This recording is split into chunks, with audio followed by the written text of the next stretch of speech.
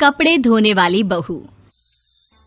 शादी के पहले से ही विभा को कपड़े धोने का बड़ा शौक था। कभी नल के नीचे तो कभी तालाब के पास। अरे मेरी नीली वाली लुंगी नहीं दिख रही है। विभा की अम्मा, कहाँ रखी है लुंगी? अरे वो तो विभा ने परसों ही धोकर रखी थी आपकी अलमारी में, देखो वहीं होगी। वो ना मैंने आज धो दी, मुझे लगा कि गंदी हो गई होगी।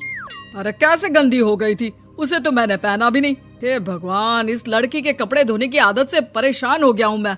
जितना तो घर में राशन नहीं आता, उससे कहीं ज्यादा डिटर्जेंट पाउडर का खर्चा है। इसकी शादी करवा दो, शादी जाए अपने घर में ही करे काम, फिर चाहे घर के कपड़े धोने हो या पूरे गांव के। हाँ ठीक बोल रही हूँ, देखता हूँ मैं कोई लड़का। वो दिन भी आ जाता है जब विभा को देखने लड़के वाले आ जाते हैं। लड़की मुझे अच्छी लगी। होने वाली सास कहती है, बेटी अगर कुछ पूछना है तो पूछ लो। वैसे तो हमारी लड़की बहुत ही शर्मीली है, जो बोल दो वो मान लेती है, इसे क्या पूछना होगा। अरे कैसी बात कर रही हो माँ, मुझे इन लोगों के घर रहना है, सवाल तो कई है। हाँ हाँ बेटा, पूछ लो ना, क्या पूछना है। आप लोगों के घर कपड़े कौन धोता है? सास का मुंह बन जाता है।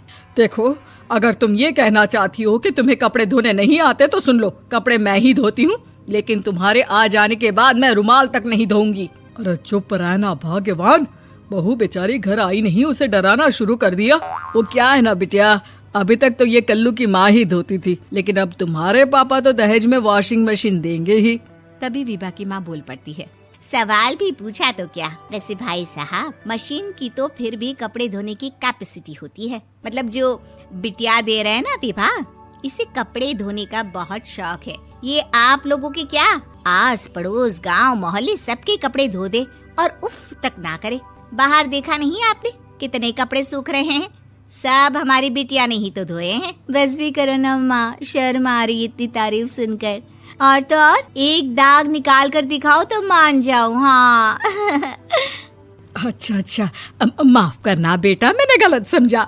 हमें तो रिश्ता बहुत पसंद है। और ऐसे जुड़ जाता है रिश्ता कपड़े धोने का शौक रखने वाली विभा का। उसकी शादी हो जाती है कोयला फैक्ट्री में काम करने वाले कल्लू के साथ। शादी के बाद अचानक विभा चिल्लाती हुई सास के पास आती है। सासू माँ, अरे सासू माँ कहाँ है आप? ये तो धोखा है, धोखा दिया आप लोगों ने मुझे। इसे ससुर के चक्कर के बारे में पता चल गया। अरे तो उसमें तुझे क्यों धोखा मिला है? अरे नल में पानी नहीं आता, कपड़े कैसे कब धुलेंगे? अच्छा, तू पानी नहीं आ रहा उसकी बात कर रही है। तो आपने क्या सोचा? कुछ नहीं। अच्छा, तेरी माँ ने कहा था कि कपड़े धोने का शौक है तुझे, याद आया मुझे। शौक बोलकर कपड़े धोने वाले मेरे जुनून को कम ना आके सासू माँ, कपड़ा धोना मेरा गुरूर है। तभी पति भी वहाँ आ जाता है। अभी मैंने इसे सनी देओल की फिल्म दिखाई है, उसी के डायलॉग मार रही है माँ। अच्छा सुन, साफ साफ बता रही हूँ, पानी सुबह 4 से 6 और शाम को 10 से 12 आता है, समझी? विभा टाइमिंग सुनकर हैरान हो जाती है।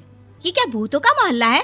सुबह 4 बजे उठकर कौन कपड़े धोता है? 4 बजे टंकी में पानी जाता है, फिर सारा दिन धोना ना, किसने मना किया?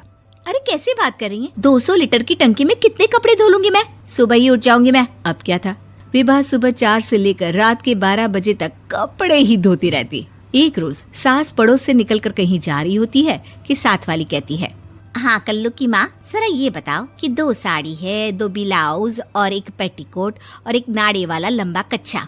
हाँ तो? अरे तो क्या, कितना लोगी धुलाई ये बताओ। धोबन दिख रहे हैं हम क्या?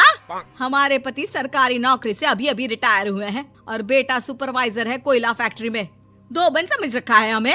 हाय रे कल्लू की अम्मा, माफ कर दो, वो तो मोहल्ले में यही सब बता रहे थे कि तुमने बहू को कपड़ा धुलवाने के काम में लगा दिया है। सास को पड़ोसन की बात सुनकर गुस्सा आ जाता है। वो घर पहुंचती है जहां घर के बाहर ही इतने सारे कपड़े सूख रहे होते हैं जितने कि किसी धोबन के घर पर। अरे ओ कल्लू की दुल्हन, बाहर निकल।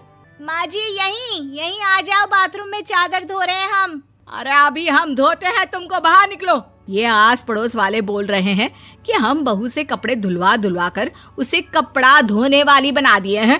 अरे छोड़ो ना माँ जी, किन लोगों की बातों में आती हो?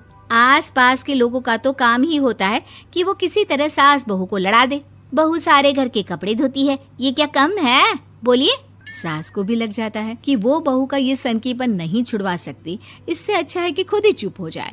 एक रोज सास और बहू मंदिर जाते हैं, जहाँ सास की साड़ी वहाँ खड़ी भीख मांगने वाली से मिलती है। माँ जी क्या बात है, आपकी साड़ी उस भिखारन से कितनी मिल रही है ना? हाँ हाँ देखो तो, दोनों की साड़ी मिल रही है। क्या बात है कल्लू की अम्मा, तुम खुद को तो अफसर की बीवी बताती हो और ऐसी सिंपल सी प्लेन साड़ी पहनकर घूमती हो। सिंपल और प्लेन नहीं है ये साड़ी। तो क्या सोने के धागे से फूल बने हैं?